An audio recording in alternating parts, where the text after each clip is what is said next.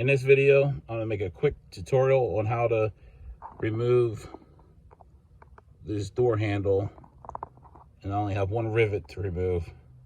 So I'm going to show you how to remove this rivet. Just get a drill and a drill bit, put it in the center of the rivet, and just drill away. Be careful not to go through the door, hit your glass or anything like that, or anything electrical. Just be very careful when you drill it. Just drill it.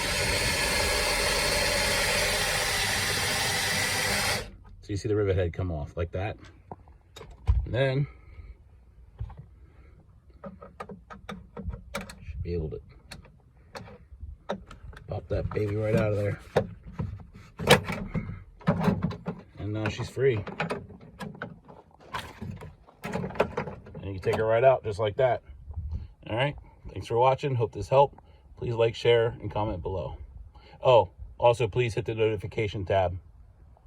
Take care.